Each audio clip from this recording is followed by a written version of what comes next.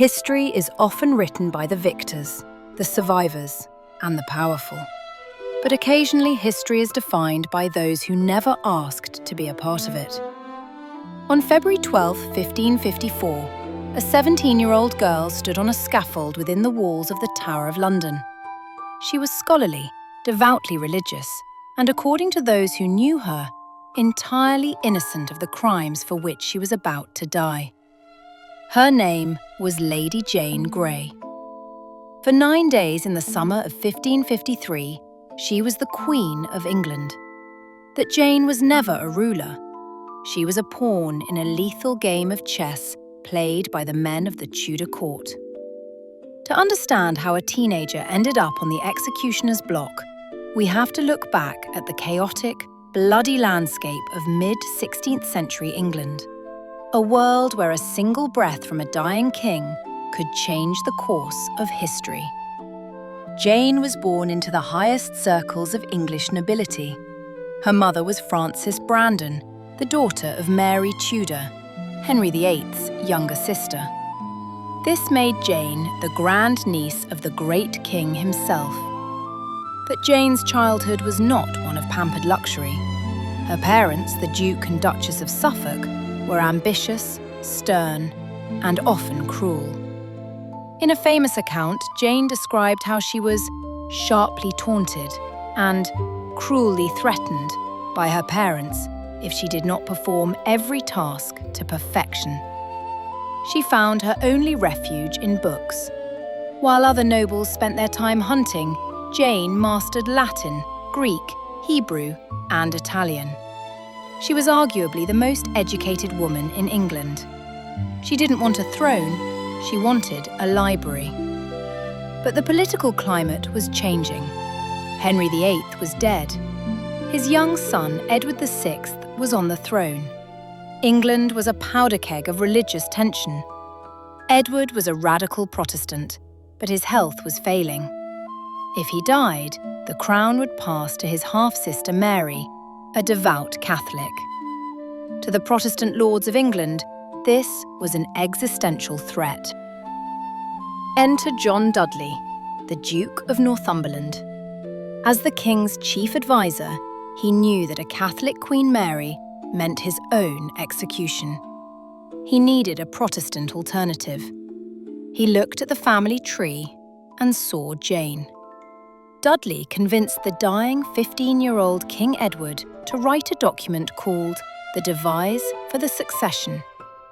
In a legally dubious move, Edward bypassed his own sisters, Mary and Elizabeth, declaring them illegitimate. He named his cousin, Lady Jane Grey, as his heir. To seal the deal, Dudley forced Jane into a marriage with his son, Guildford Dudley. Jane reportedly hated the match, but in the Tudor world, a daughter's no meant very little against a father's yes. On July 6, 1553, Edward VI took his final breath. The secret was kept for 4 days while Dudley prepared his trap. On July 10th, Jane was taken to the Tower of London, not as a prisoner, but to prepare for her coronation. When she was told she was queen, she reportedly fainted. She wept, saying she was insufficient for the task. But while Jane sat in the tower, the real story was happening in the countryside. Mary Tudor had fled to East Anglia. She wasn't hiding, she was rallying an army. To the surprise of the lords in London, the common people of England didn't care about Protestantism or the Devise. They cared about legitimacy. Mary was Henry VIII's daughter. To them, she was the rightful queen. The momentum shifted with terrifying speed.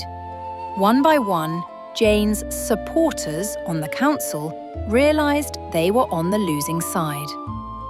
On July 19th, just 9 days after she was proclaimed, the council declared Mary the rightful queen.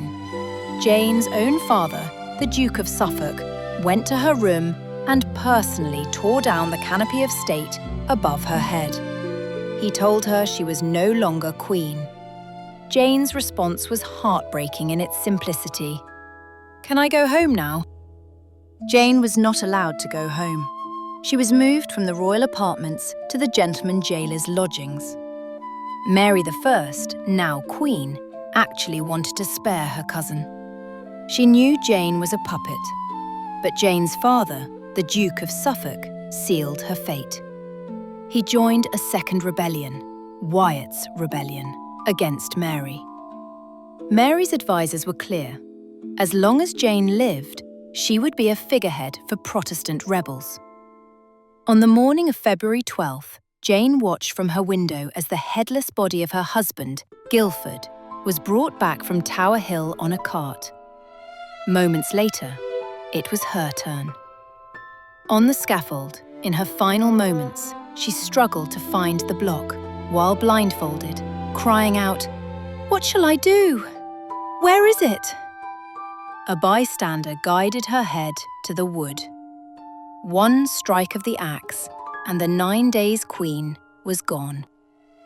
Lady Jane Grey was a victim of a system that viewed women as property and children as political currency.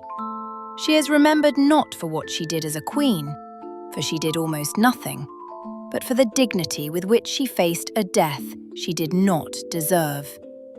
She remains a haunting reminder of the cost of power in the Tudor court. A girl who wanted only her books, but was given a crown that cost her everything.